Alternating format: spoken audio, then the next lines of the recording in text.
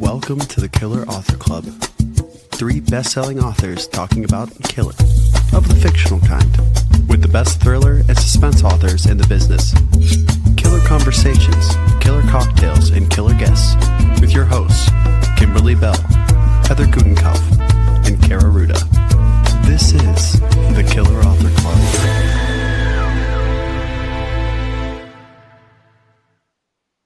Hello and welcome to the Killer Author Club, your favorite haunt for all things murder, mystery, and mayhem.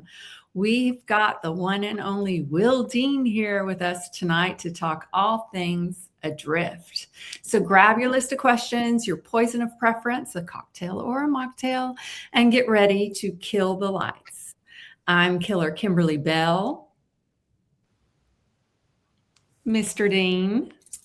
I am I'm Killer Will Dean. And I'm Killer Heather Gutenkopf. And I'm Killer Kara Ruda. And before we dive into Will's fabulous book, a couple of quick PSAs. Tonight's show will be available this Friday as a podcast with bonus content just for listeners.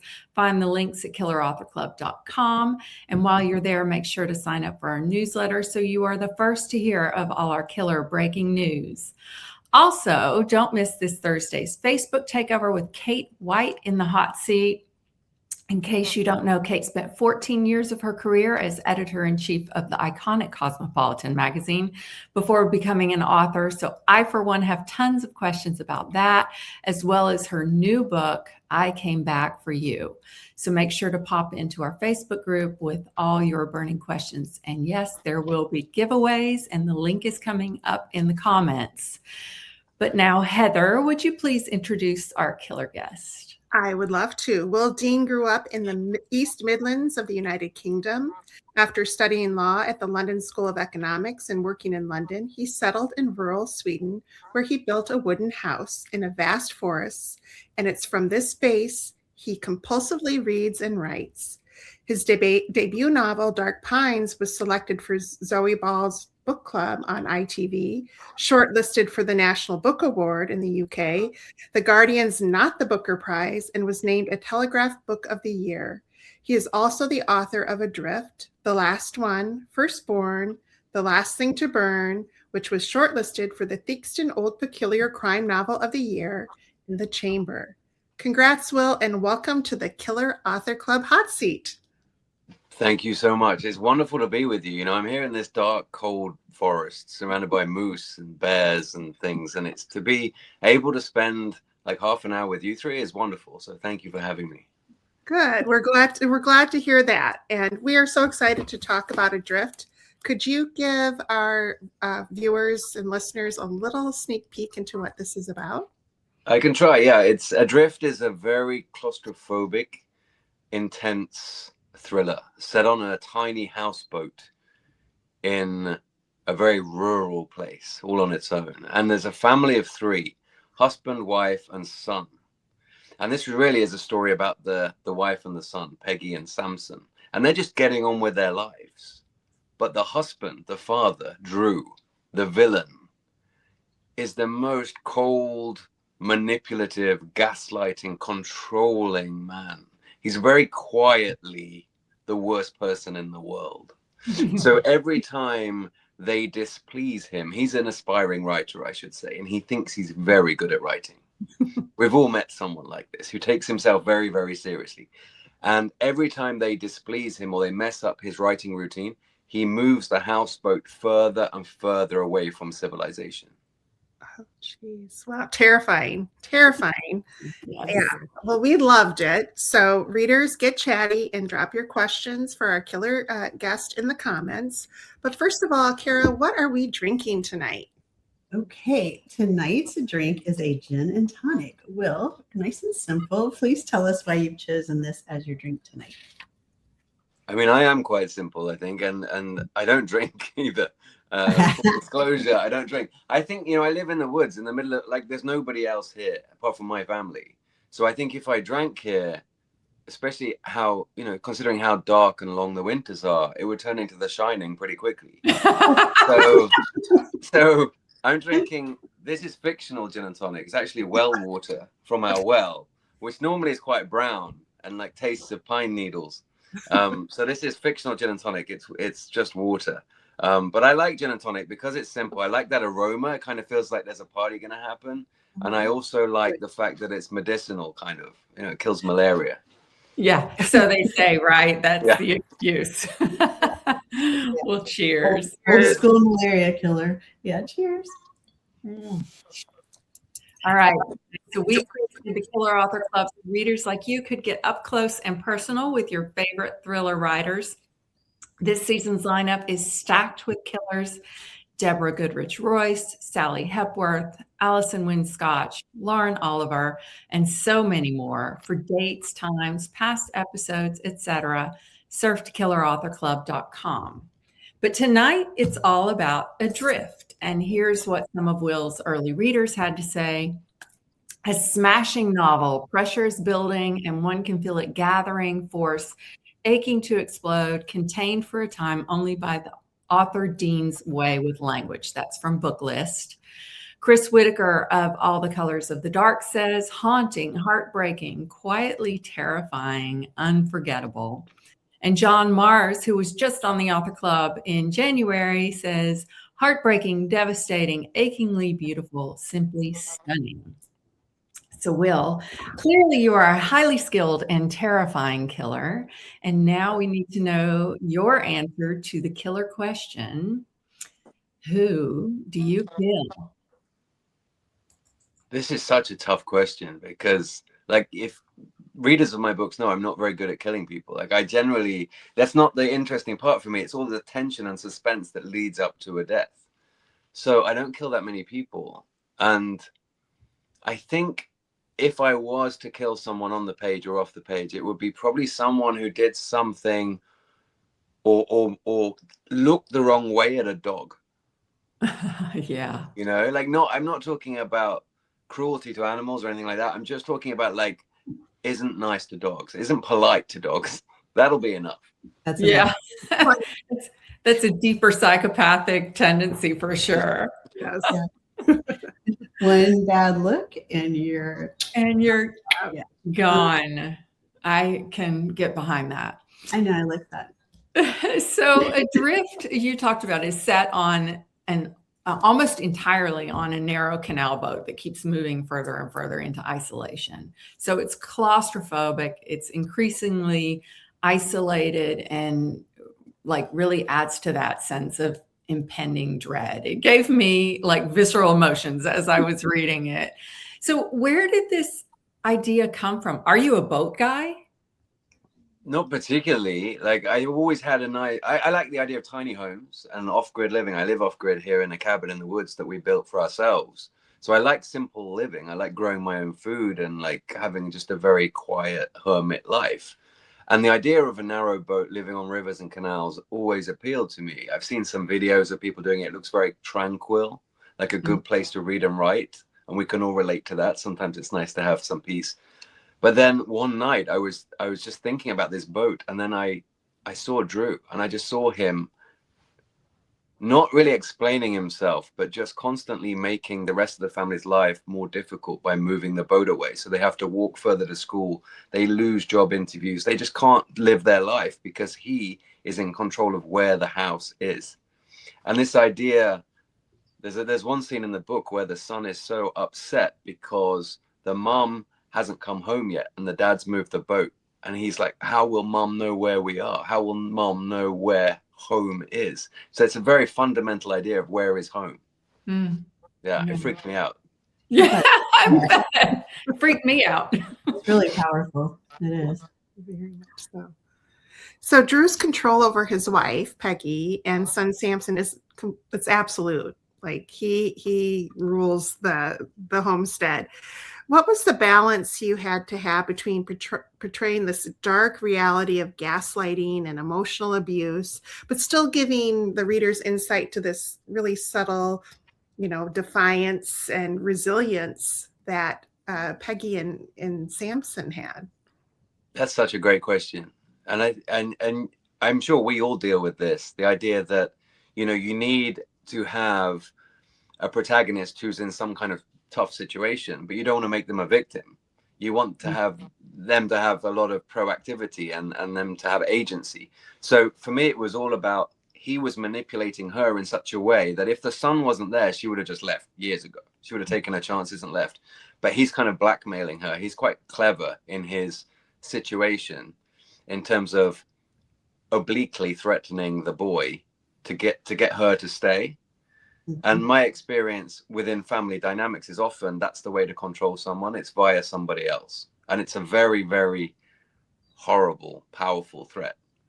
So I wanted this to be kind of a love letter to the relationship between the mother and the son, and also that the force they have between them, the power they have between them, is always going to be more of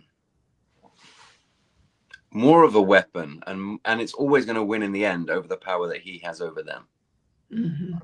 Though I worried there a couple of moments. I was like, oh no, is it?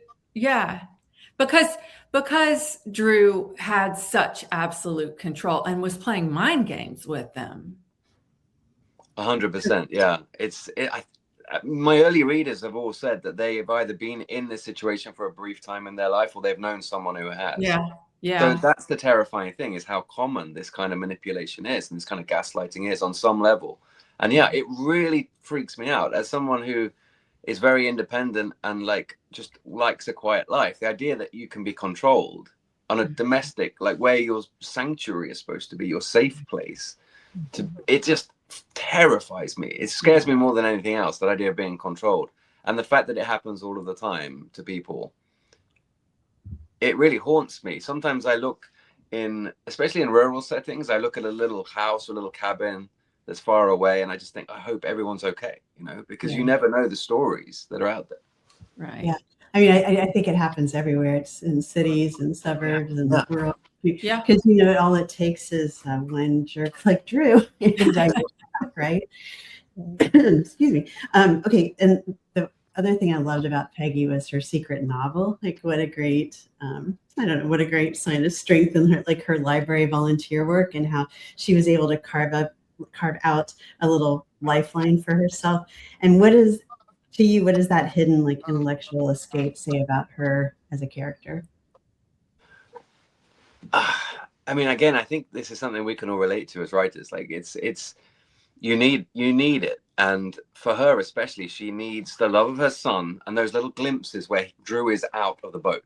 Those are such precious moments where there's just the two of them together. And then she needs her time in the library, helping the local community and them helping her. And I love that two-way thing of, intellectually and privately, she needs that solace and that privacy of being in control of her own piece of work. That's really important to her.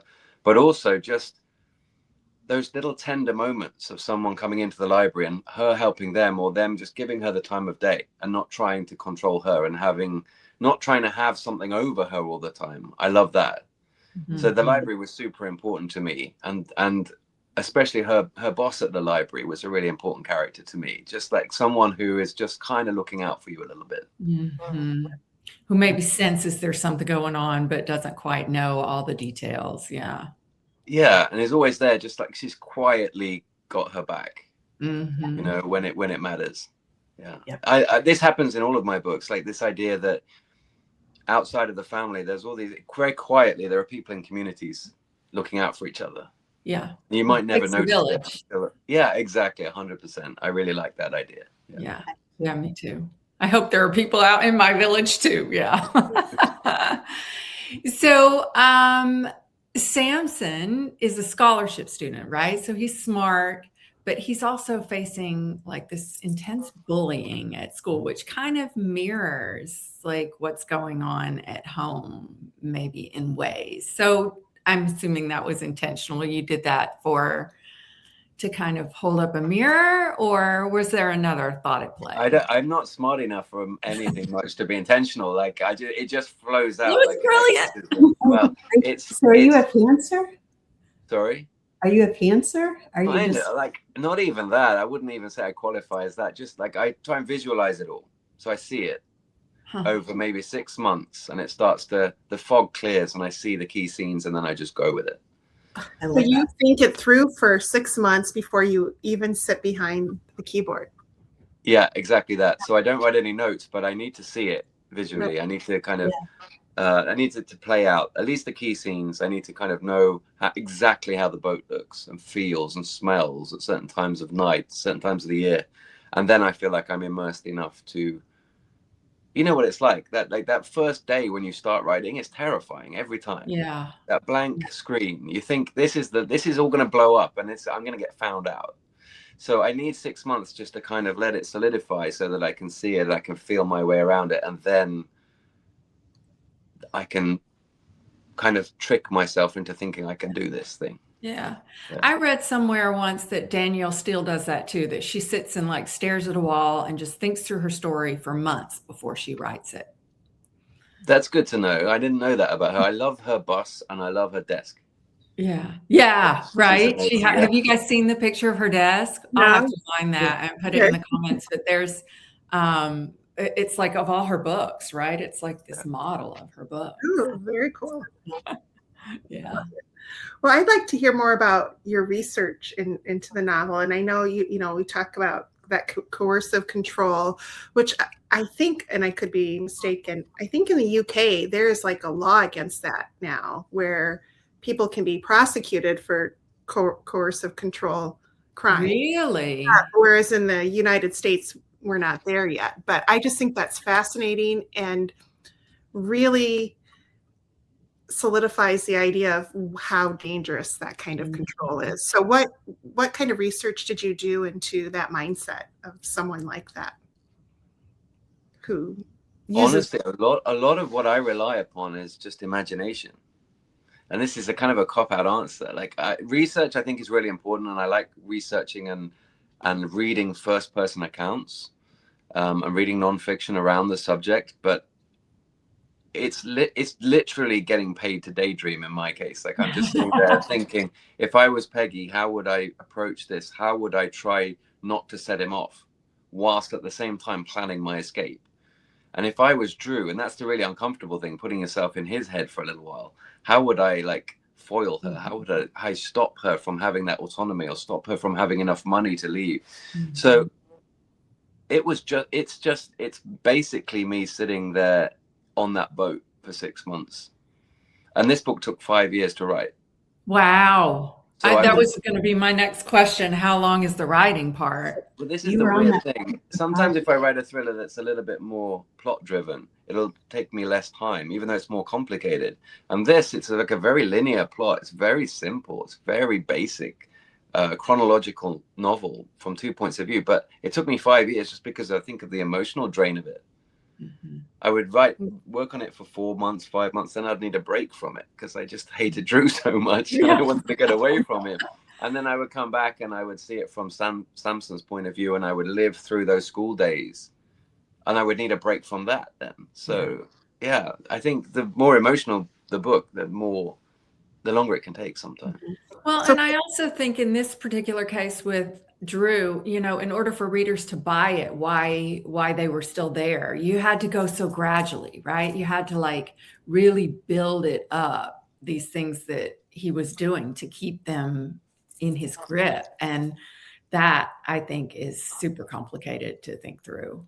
It's complicated, and it's so scary, just like you say, that incrementally these little domestic tweaks and little controlling mechanisms that he comes up with, like hiding her things, just little tiny everyday things, the kind of thing that you would never expect your partner to do this, but this happens quite a lot in real life. And it's just such a twisted thing to mess with someone's psychology like that at home, where you're supposed to, like, the world is so tough, but at home you need it to be kind of safe. And yeah, like I said, that really terrified me. Sorry. That's the whole thing too with this, is like you need to be able to find home. And when he keeps moving, I mean, it's just so terrifying. I mean, that to add that to the whole coercive control piece was really, really, really scary and brilliant, I think. That really worried me. Like when Samson was coming home from school, he's had the worst day ever.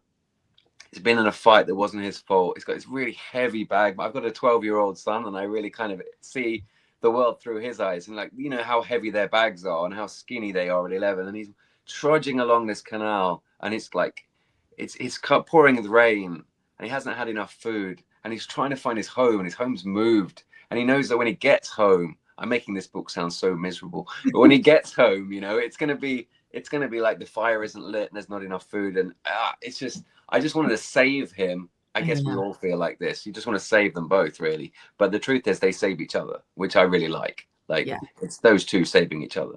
Yeah, I like that too. Wow. Yeah. So the opening chapter, without like giving away anything, it reveals a traumatic event from Drew's childhood. But like, was that passage that, did this story kind of start with that, or is that something you added later to explain why this person is the way he is? It came at the beginning, and it was just spending some time in Drew's head, like seeing what his parents were like, what his family was like, and living through that. And I think that's where his coldness came from. Like, what scared me was his reaction to that situation. A really dramatic situation. You might expect a kid to kind of break down or not to lose their bravado or their cool, but he's remained very cold. And coldness, you know, just scares the bejesus out of me. Like heat and anger and fury can be scary, but coldness and like strategic manipulation, I just can't handle it. It's the most disturbing thing. Yeah, way scarier for sure. So can we talk about the title, because it's a great title. It has, you know, such double meaning, obviously, with the family on the boat and their lives kind of in chaos. Where did that title come from? Did you come up with that? You know, this is so embarrassing, but I honestly can't remember who came up with it, because there's so many to and fro's. I come up with the title. This is definitely not my original title, but this might have been my 26th title. That after the first 25 were rejected, you know.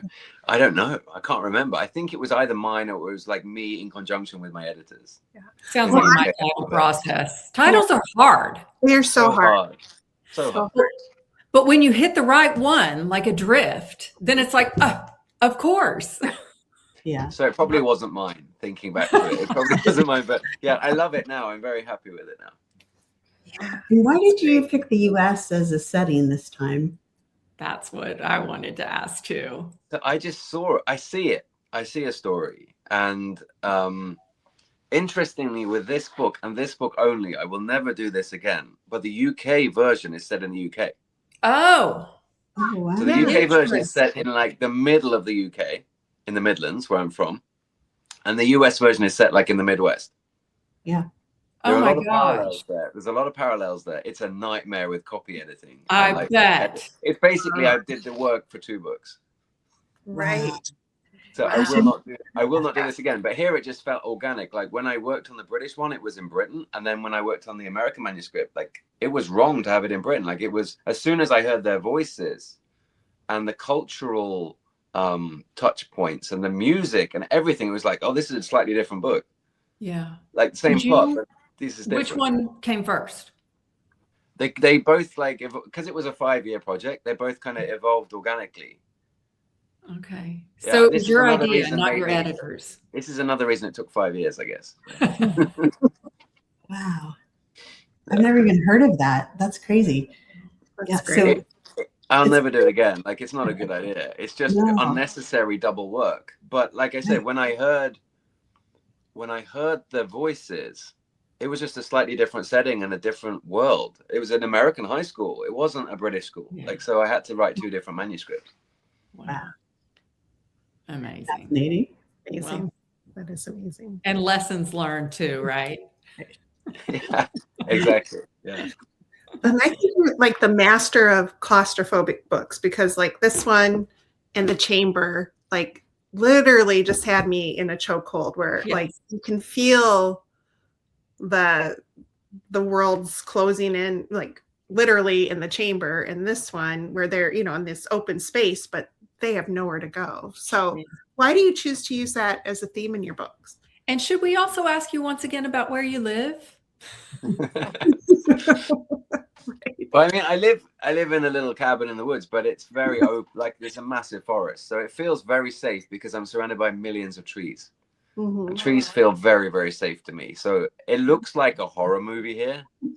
Yeah. What about all the things that hide in trees?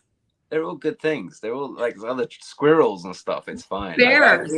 It feels very safe here. I promise you. It feels extremely safe. Like if I'm in New York or if I'm in Hong Kong, that's when I'm looking out for things. But here, it feels very, very, very peaceful. I trust animals very much, but claustrophobia, I think it's just I love reading, like The Shining and Room by Emma Donoghue. I'm really interested in a closed setting that's quite simple and straightforward, where you can picture it really clearly in your head as a reader. And then I think because it's quite simple and contained, you can delve deeper into the psychology of the characters. This is another reason I generally have like 2 or 3 characters or 4 characters or 5. There's not a huge cast of characters, because I really like to have, and it's probably just me being, I don't know, I'm not ready to write some huge epic, sprawling epic, but I like a closed setting and a couple of characters who you get to really, hopefully feel really invested in, like they're real people. That's my dream. That's what I love to read. Love it. It works well. Yeah. Yeah. You do it well. Yep. Heather, I think it's time. Is it time? Okay. So it's giveaway time. So Will is giving away 2 copies of Adrift to lucky US viewers. For a chance to win, answer this question. It's a tough one, so we've made it multiple choice to give you a clue. Where does Will currently reside? A, downtown London, B, the English countryside, or C, in a wooden house in the middle of a vast forest in Sweden. How will they ever get this one? I do not know. So, answer that question. Make sure you drop the comment in the comments and tell us where you're from. Yeah, good luck. That's a tough one. The Killers are big fans of independent booksellers and want to send them all the support. Will has chosen Goldsborough Books in London. Will, can you tell us why you love this bookstore so much? This was the hardest question of the whole night, because I love so many indie bookshops. I just think they're like, for me, indie bookshops and libraries are so special. And it's so hard for them these days. So I could have picked like 100 different ones. And also libraries. I got my, in England, we have this thing, in Britain, we have this thing where you get a statement of all your library borrows from the year before. I don't know if this is a thing in the States, but you get a tiny amount of money, like 0.00006 pence for every book borrowed. And I got my statement yesterday, and I didn't have a book out last year. I took a year off basically last year. And my statement showed that my books had been borrowed by as many people as like a good sized city in the year. And it's such a special feeling. Like, I still don't know really how people find your books or find out who you are. It's such a crowded space. So to see that the people who've gone into libraries and borrowed my books was very special. But staying on track with Goldsborough Books, they're just a wonderful indie bookseller. It's like a Dickensian little street in Cecil Court in London. It feels like you could buy like a wand at the next store or something, or an owl or something. It's very Dickensian and twisty. And they specialize in first editions and signed books. So whenever I go in there to sign stock, every time I have a book out, I sign about 250 books for them.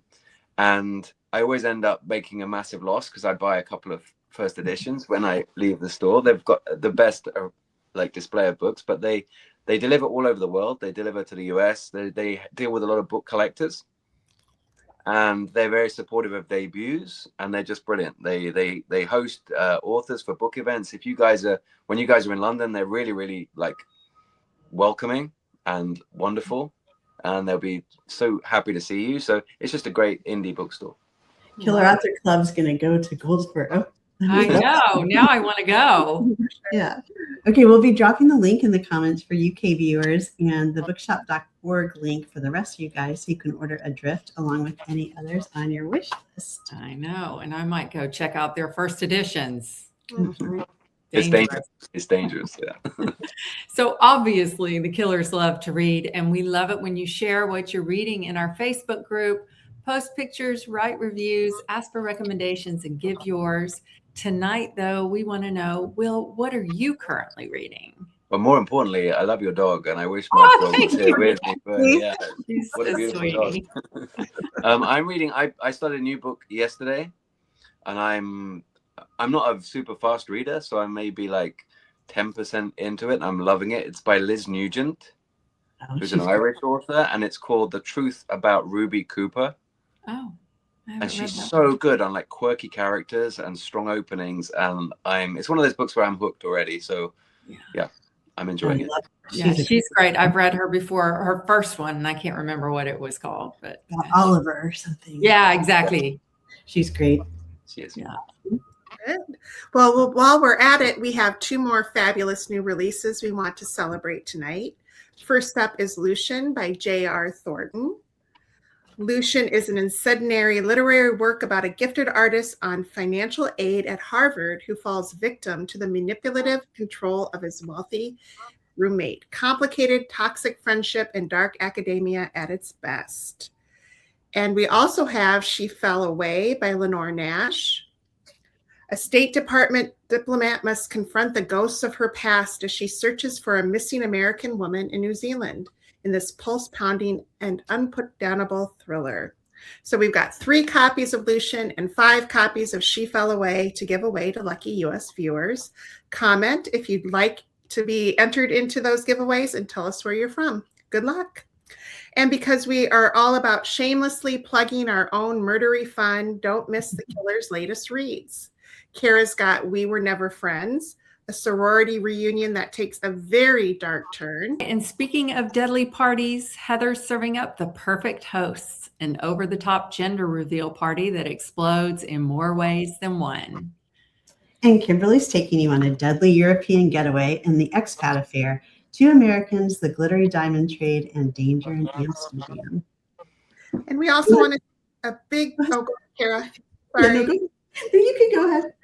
We both would like to thank the book reporter for helping to share our shows. And everybody should check out thebookreporter.com for bookish events and more. Oh, and Will, we have great news for you. You have survived the Killer Author Club. Thank you. It was close, and I know there's a lot of trees around you, but we wanted you to have our secret badge, and you are now officially an alumni of the Killer Author Club. So thank you so much. Thank you very much. Thank you so much for having me. And can I just say, I love how professional your backgrounds are. Thanks. It's amazing that you write such great books, and that you do this, and that you have such professional backdrops. I had an interview earlier today, and the person said, "Are you like in a closet under the stairs?" That's exactly what this looks like. So I need to up my game. It kind of matches your cabin theme. Yeah. There you go. You're right on theme. All right, guys, that's a wrap on tonight's episode. Thanks for hanging out with us. Don't forget that Killer Kate White will be taking over our Facebook page group this Thursday with tons of fun and giveaways. Join us right back here in 2 weeks on March 31st when the one and only Deborah Goodrich Royce will be here to talk about her fantastic new novel, Mad Mabel. In the meantime, please find us wasting entirely too much time on Instagram, Facebook, TikTok. For Time's upcoming schedule, past episodes, recipes, and merch, surf to killerauthorclub.com. Thanks for being part of the club. That does it for tonight's show. Thank you for tuning in. If you'd like to catch our next show live, we're every other Tuesday night on Facebook, Instagram, and YouTube. For Time's upcoming schedule and to catch up on past episodes, visit us at killerauthorclub.com. Happy